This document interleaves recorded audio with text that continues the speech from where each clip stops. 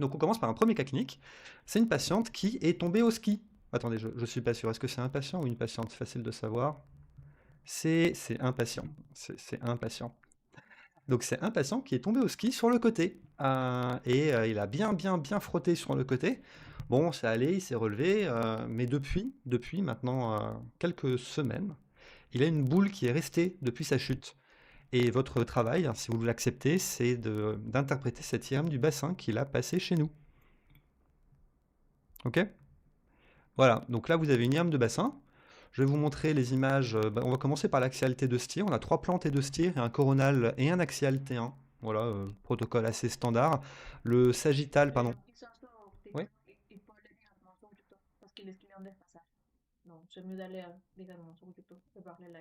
Oui, oui, il faut idéalement en fait là le live TikTok, le live Instagram, c'est sympa pour transmettre des messages et j'ai pas pour attirer plus de monde parce que sur YouTube j'ai pas grand monde. Mais si vous voulez voir les choses avec moins de décalage, il faut venir sur YouTube directement en fait. Ok? Ok. Et donc, sur ces images, on a quoi? Ah, j'ai cassé un peu le truc. Voilà. On a un axial et un coronal T2 STIR. On a un sagittal d'Epiphatsat sur la hanche gauche, qui ne va pas vous apprendre grand-chose.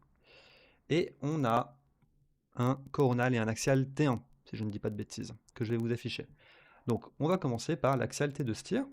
On est tout en haut, je descends, et je vous laisse regarder ici. Tac, tac, tac, on descend. Et donc forcément, on voit le problème. Ah, c'est un petit peu, désolé, voilà, hop là. Le souci, ça a l'air d'être cette chose-là qui est blanche sur le côté gauche du patient. Attendez, je me bouge. Hop là, ah non.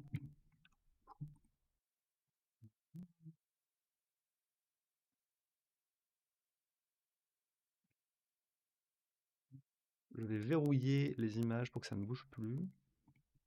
Ça bouge plus maintenant. Et voilà, donc ici,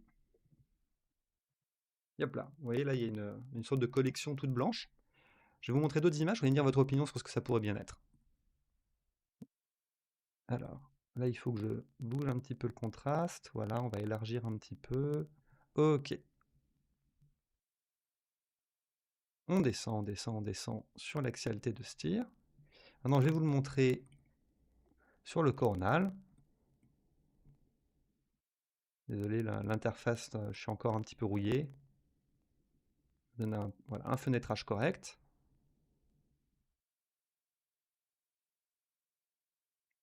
Là, voilà. On va afficher ça maintenant sur 2 écrans. Hop là. Là. Mettre également l'axial T1, coronal T1. Est-ce que ça couperait pas un peu les images? Ça les coupe légèrement. Bon, c'est pas grave.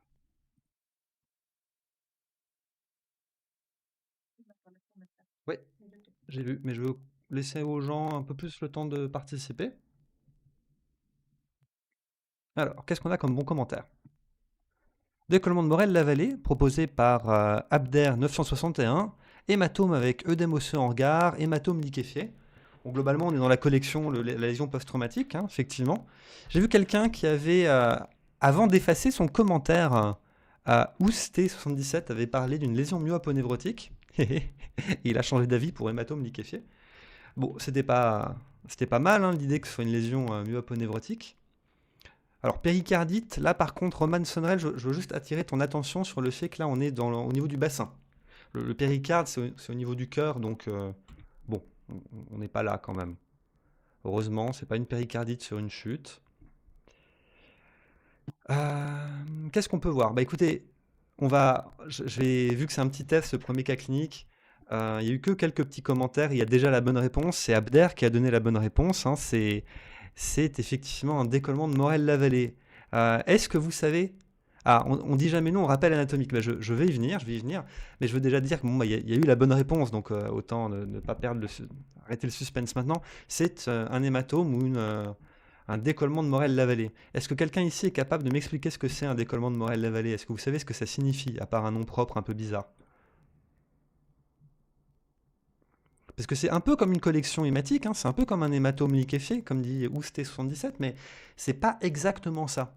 Quelle est la différence entre ça et un hématome en fait?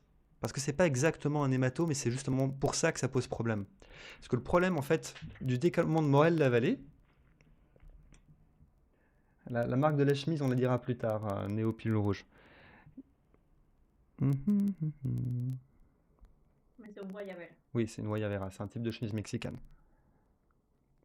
Ouais, hématome qui décolle la peau du muscle. C'est presque exactement ça. En fait, là, je vais vous montrer l'anatomie, puis vous allez comprendre. On va mettre sur le coronal T1, c'est le mieux pour voir l'anatomie. Donc, qu'est-ce qu'on voit? On voit qu'il y a une collection liquidienne, hein, avec un liquide qui est un petit peu impur, mais quand même très très blanc sur le T2 styre. Et sur le T1, attendez, je suis encore en difficulté avec l'interface, voilà. Et ici, là, sur le T1, pardon, sur le T2 styre, on voit c'est très blanc. Et il y a ici des petits lobules un peu blancs à l'intérieur. Attendez, je me déplace, hop là. Et ici, là, on voit qu'il y a un petit truc, c'est soit un lobule graisseux, soit peut-être un petit caillot sanguin, on pourrait se poser la question. Oui, oui, il faut aller voir sur YouTube. Je vais finir mon explication de technique parce que là, j'arrête pas de m'interrompre moi-même. Mais si vous voulez voir les images, les amis, sur Instagram et TikTok, vous devez aller sur ma chaîne YouTube. Je suis actuellement live et c'est sur YouTube que je stream l'image du cas clinique. Ok? Ok. Vous pouvez me trouver facilement, c'est Dr Antoine Kirchner sur YouTube, actuellement live, vous allez me trouver tout de suite. Et donc, cette collection, elle se situe à l'interface, pas exactement entre le muscle et l'hypoderme, c'est en réalité entre l'aponévrose profond, donc l'aponévrose de la loge musculaire, et l'hypoderme. Et l'idée, la raison pour laquelle c'est important de préciser que c'est au niveau de l'aponévrose, l'aponévrose en fait c'est une cloison fibreuse très rigide, d'accord? Et elle est micro-perforée par des petits trous pour faire passer des vaisseaux. Et c'est pas exactement du sang, en fait, dans un décollement de Morel-Lavallée. Ce qui se passe, c'est que c'est une accumulation de liquide essentiellement lymphatique. Il y a du sang au début, hein, lors de la chute, il y a des petits vaisseaux sanguins, des petites veines qui se déchirent et ça fait un hématome. Mais ce qui pose problème, c'est que c'est un hématome qui ne va pas se résorber tout seul et qui va avoir tendance même à récidiver, même si on le ponctionne, même si on comprime. Parce qu'en réalité, ce qui va s'accumuler, c'est de la lymphe. Et ça s'explique par le fait que lors de ce mouvement, le patient, en fait, vous imaginez là, le côté de la fesse, il frotte très fort lors de la chute. Ça arrive aussi lors des chutes à vélo, les chutes à deux roues, en fait, les motards souvent. Et ce qui se passe, c'est qu'il va y avoir des forces de cisaillement importantes entre ici, attendez, je bouge ma caméra, entre ici la peau là, et là la peau névrose. La peau névrose, elle va rester fixe, tandis que la peau, elle va faire comme ça. Et ça va cisailler les petits vaisseaux. Les vaisseaux sanguins, ça va faire qu'il y a un hématome, mais les vaisseaux sanguins, une fois que ça a coagulé, ça saigne plus, l'hématome il s'arrête et basta. Et ensuite, les lymphatiques, par contre, eux, ça n'a pas cette capacité à se boucher soi-même. Et donc, ce qui va se passer, c'est que les petits vaisseaux lymphatiques sectionnés à l'interface ici vont fuiter. Il va y avoir une fuite de lymphe qui va jamais s'arrêter. Alors jamais, c'est un grand mot, ça finit par s'arrêter, mais ça peut prendre des semaines, des mois pour s'en débarrasser. Et si on fait juste une ponction et qu'on aspire ce liquide, outre le fait qu'on prend le risque quand même non nul, même s'il est faible, de faire une infection, eh bien, ça va revenir. Et donc, il faut faire une compression pour vraiment plaquer la peau contre la peau névrose et que ça arrête de fuiter. On peut aussi faire d'autres choses, des alcoolisations, injecter donc des produits un peu sclérosants qui vont faire que les vaisseaux lymphatiques vont arrêter de fuiter. Généralement, on ne fait pas ça à la première tentative.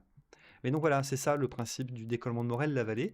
C'est pas simplement un hématome, c'est une fuite de liquide lymphatique sur une section de petits vaisseaux lymphatiques. Voilà, voilà. Et donc c'est typique de trouver ça à l'interface de l'aponévrose et de la peau. C'est pas du côté du muscle. Hein, du côté du muscle, en fait, ça aurait été une lésion myoponévrotique périphérique avec une déchirure musculaire et un hématome constitué de sang et pas ces problèmes de récidive d'accumulation de liquide lymphatique. Et d'ailleurs, en fait, si on regarde sur les images, le muscle en dessous, il est. Attendez, je vous montre le corostier. En fait, si vous regardez, hop là, ici, je vais faire défiler un petit peu les images. Le muscle, là, le grand fessier, bon, il y a un petit peu d'œdème, il y a eu la chute et tout, mais c'est nickel. Le muscle, il est parfait, il n'y a pas du tout de blessure musculaire en dessous. Voilà. Comment le différencier d'un hématome? Euh, En aigu, ça peut quand même beaucoup ressembler, parce qu'il va y avoir aussi du sang à l'intérieur. Là, on est déjà à une phase sub-aiguë, et sur le signal, en fait, ce qu'on voit là, c'est un signal qui est purement liquidien. Alors oui, on pourrait dire hématome liquéfié. En réalité, l'hématome liquéfié, quand même, souvent, il y aura des cloisons à l'intérieur. Si vous faites une échographie, ce sera très hétérogène. Ça, ces collections-là, elles sont très homogènes. Une fois qu'on a atteint le stade chronique, c'est comme de la flotte. C'est anéchogène en échographie, ou quasiment purement anéchogène. Voilà. Là, on a en fait, en réalité, vous voyez, j'avais dit, ah, c'était peut-être un petit peu pardon, un caillot sanguin. C'en est pas. Ça, c'est un lobule graisseux qui s'est détaché, qui est à l'intérieur de la collection et qui va finir par disparaître. Voilà, voilà. C'est bien clair pour tout le monde?